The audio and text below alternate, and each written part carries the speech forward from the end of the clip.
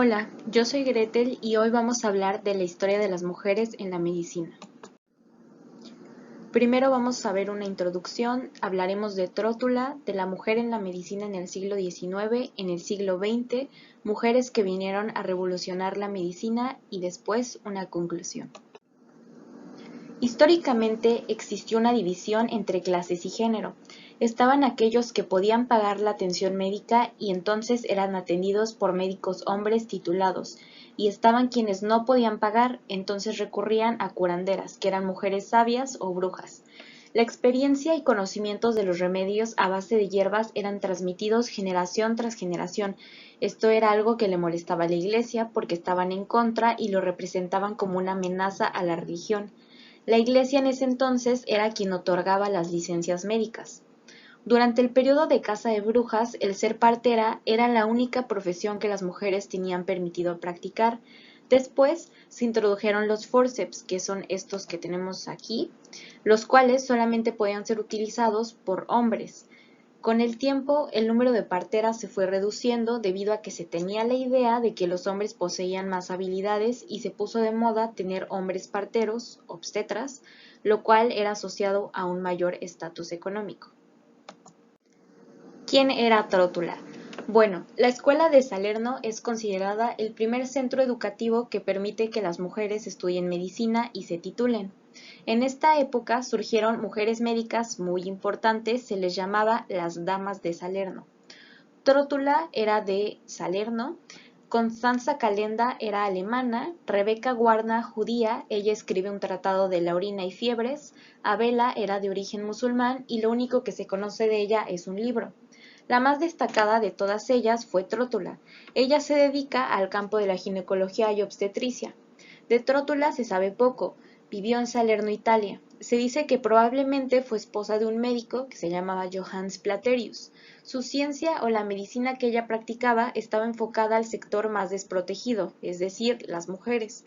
Además de ejercer la medicina, también fue docente y escribió un tratado de ginecología y obstetricia, el Trótula Major, el cual consiste en 60 capítulos y habla de técnicas quirúrgicas, protección perineal, suturas al perineo en caso de desgarros durante el parto e incluso incluye cuidados del recién nacido. Otra cosa que también me impresionó fue que ella ya utilizaba opiáceos como analgesia durante el parto, aunque en ese entonces ya estaba prohibido. Aquí una imagen de Trótula y este fue una de sus obras. Se habla de que sus teorías médicas estaban muy avanzadas, pues tocaba temas como el control natal y la infertilidad. Algo muy importante fue que ella desmintió el que la menstruación fuera venenosa, porque en ese tiempo se creía que esto era causa de enfermedades. Muchas mujeres vinieron a Salerno a estudiar con ella. Se hizo muy famosa durante la Edad Media, y algo interesante, y pues un tanto triste, es que grandes historiadores de la medicina trataron de borrarla de la historia. Para el siglo XV negaban que ella había existido. Se desconoce la verdadera razón, pero se dice que según los historiadores decían que sus libros tocaban temas pornográficos y eróticos, aunque yo pienso que más bien sus redacciones eran explícitas para esa época.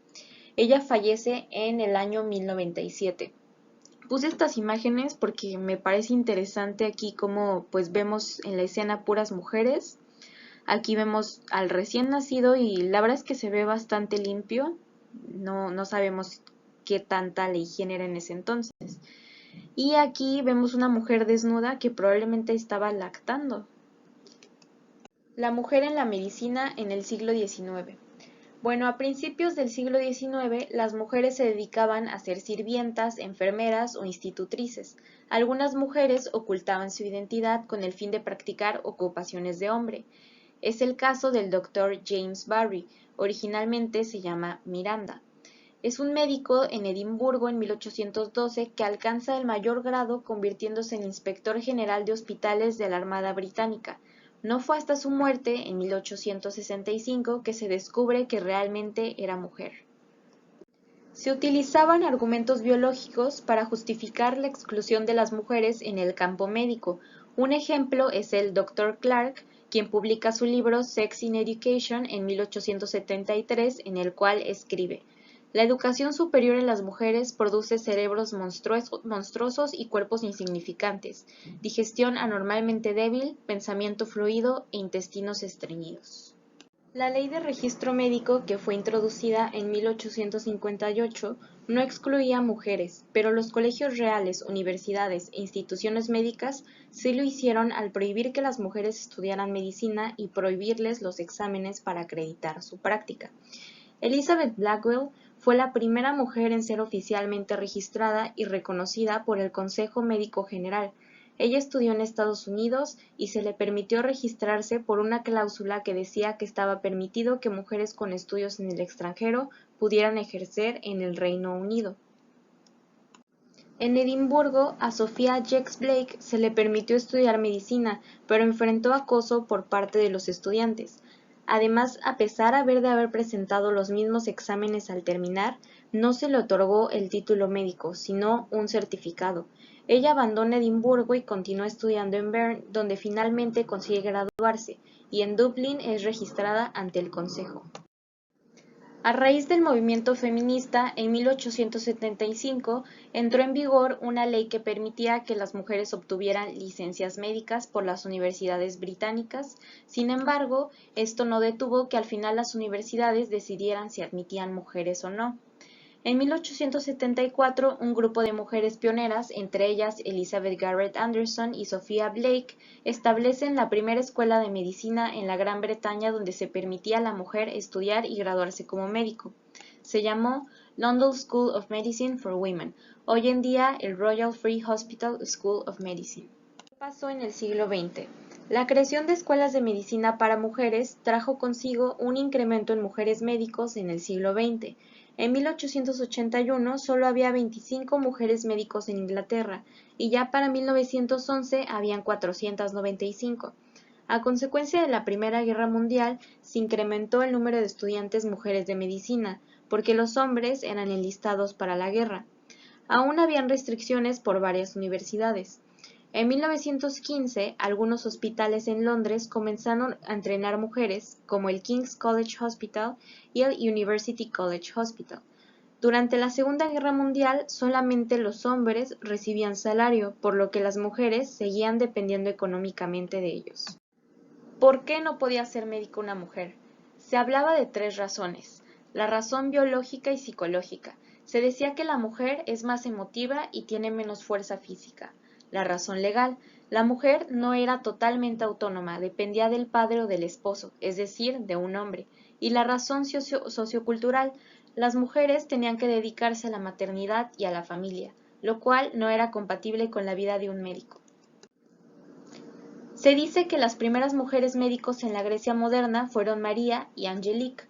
María nace en Atenas en 1859. Su padre era escritor y después estudió medicina y se convirtió en cirujano militar. Así es como nació el amor de María por la medicina. Ella estudia en París en 1886, se inclina por ginecología y cirugía. Cuando termina, regresa a Atenas y aprueba sus exámenes para la licencia médica y se convierte en la primer mujer médico de Grecia. Surge la Guerra Greco-Turca en 1897 y ella se ofrece como voluntaria para capacitar enfermeras y educarlas. Así es como recibe la medalla de plata Queen Olga como reconocimiento de su trabajo. Este increíble médico fallece en 1941. Se dice que era pobre ya que trataba pacientes pro bono y además les compraba sus medicamentos. Angelique era proveniente de una familia aristócrata. Ella y su hermana Alexandra destacaban por su gran excelencia académica. Angelique encontró lagunas legales en la legislación. No estaba escrito que estaba prohibido que las mujeres asistieran a la universidad, y así fue como logra ingresar a la Escuela de Medicina en Atenas en 1893. Hubo dificultades durante su educación, era despreciada por ser mujer y sus compañeros hombres le decían que se fuera a la cocina. Aun con todo esto, se logra graduar en 1897. Poco a poco fue ganando respeto de sus colegas y en 1900 se va a Alejandría para estudiar microbiología, donde termina estudiando enfermedades tropicales como el cólera y la plaga. Dorothea Christian Leporin. Ella nace en Quedlinburg, Alemania. Escribió la disertación Una investigación profunda de las causas que evitan que el sexo femenino curse la universidad, la cual causó mucho revuelo. En este escrito, ella expone los prejuicios en contra de la habilidad intelectual de la mujer. Señala que el conocimiento está distribuido equitativamente entre géneros. Además, usa su conocimiento filosófico, teológico y científico para describir la misoginia de los líderes de la Iglesia, filósofos y hombres en la ley. Su trabajo se publica con ayuda del rey de Prusia Federico II, y él mismo declara que Leporin podía matricularse en la Universidad de Halle, pero Leporin nunca estudió medicina hasta años más tarde. Sus conocimientos fueron adquiridos por su padre. Mucho tiempo practicó medicina hasta que los médicos la acusaron de incompetente. Por esa razón, el 6 de mayo de 1754 realiza su examen en latín y se titula el 12 de junio de ese mismo año. Elizabeth Blackwell es de origen británico. Ella fue la primera mujer médico en Estados Unidos. Fue rechazada por 12 universidades y logra ser admitida en la Universidad de Geneva, al oeste de Nueva York. En 1849 se gradúa con honores. Viaja a Francia, donde ingresa a Maternité para estudiar obstetricia. Regresa a Nueva York a trabajar en una clínica de mujeres donde atendían población pobre. Funda el New York Infirmary, primer hospital que es dirigido por médicos mujeres y así brinda la oportunidad a mujeres para practicar medicina. Funda la Escuela de Enfermería de New York en 1857.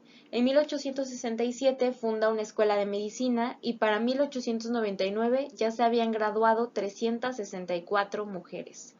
Gracias a ella, mujeres de todo el mundo comenzaron a exigir sus derechos para ser admitidas en medicina.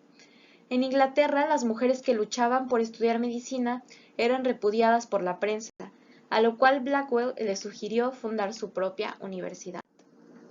Matilde, primera mexicana en graduarse de la Escuela de Medicina de México. Ella nace en 1859.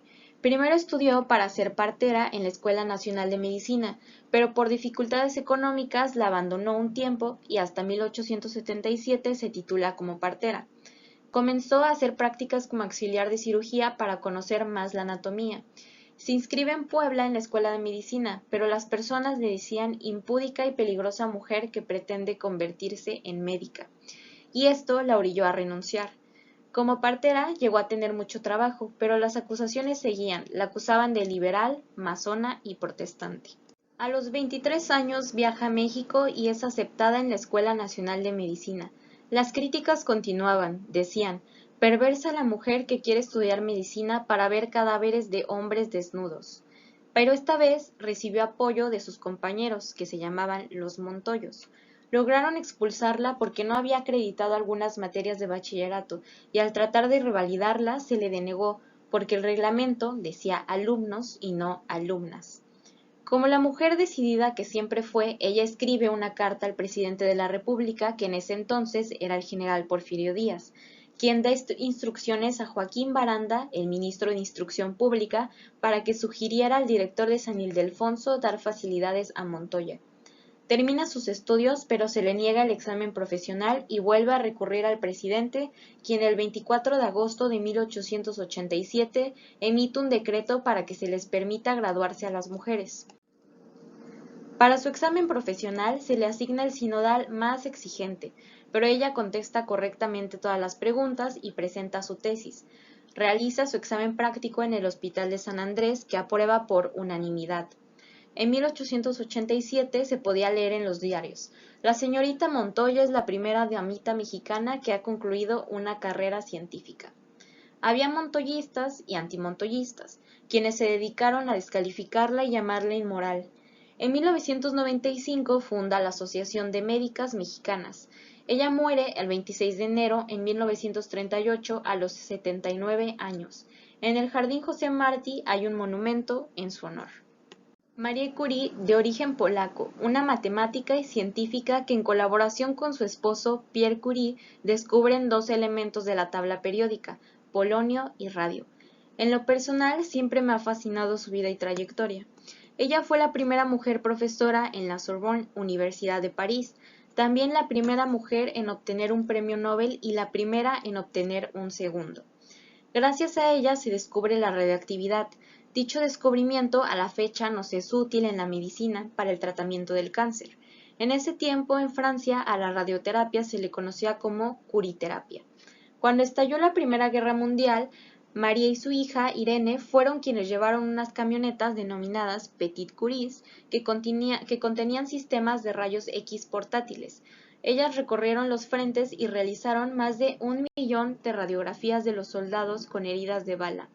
Cabe mencionar que antes de este maravilloso invento, a la mayoría de los soldados se les practicaban amputaciones.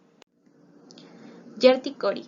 Nacida en Praga, ella estudia medicina en la Universidad Carolina de Praga en 1914. Es la primera mujer en ganar un premio Nobel de Fisiología en 1947. Ella trabajó con su esposo, Carl Ferdinand, y ambos descubren el mecanismo por el cual el glucógeno se convierte en ácido láctico en el tejido muscular, el tan famoso ciclo de Cori. Virginia Apgar. Ella inventa la escala de Apgar, lo que vino a reducir la mortalidad y además ayudó a diagnosticar defectos congénitos a tiempo. Hoy en día la seguimos utilizando.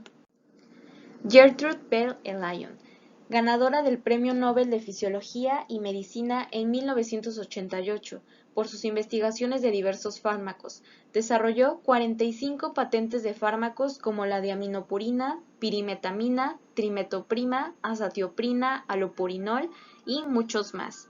También desarrolló fármacos para leucemia, herpes, sida y además estudió tratamientos para tratar el rechazo de los trasplantes renales. Rosalind Franklin, científica británica conocida por su trabajo de la estructura del DNA por medio de rayos X. Ella identifica la doble hélice del ADN, pionera en el estudio molecular de la estructura de los virus y ARN. Rosalind Yalow. Ella recibe Premio Nobel de Fisiología y Medicina por el desarrollo del radioinmunoensayo. Sus descubrimientos permitieron determinar la concentración de insulina en sangre. Su técnica diagnóstica permitió que se analizara la sangre previo a las transfusiones, razón por la cual hoy en día se puede analizar la presencia de VIH y hepatitis para asegurar que sea sangre segura. François. Ella es una científica parisina conocida por el descubrimiento del VIH causante del SIDA. Recibe el Premio Nobel de Medicina en el 2008 y aún continúa sus investigaciones enfocadas a dicha enfermedad. Tal y como vimos en esta línea del tiempo, las cosas fueron avanzando y cambiando, pero todo fue gracias a que estas mujeres no se detuvieron. En el caso de Curie, ella pasó por muchas difamaciones, pero jamás se detuvo, nada le importó y consiguió llegar muy lejos. Todas ellas son un gran ejemplo. Como estudiantes de medicina les debemos mucho. Hoy en día somos más las mujeres que estudiamos medicina. Se ha invertido la historia, aunque las críticas hacia la mujer continúan. Quiero terminar con estas frases. Nunca he creído que por ser mujer deba tener tratos especiales. De creerlo, estaría reconociendo que soy inferior a los hombres, y no soy inferior a ninguno de ellos. Marie Curie. No es fácil ser una pionera, pero es fascinante. No cambiaría un momento, incluso el peor momento, por todas las riquezas en el mundo. Elizabeth Blackwell. Aquí concluye nuestra plática, espero que les haya gustado y gracias.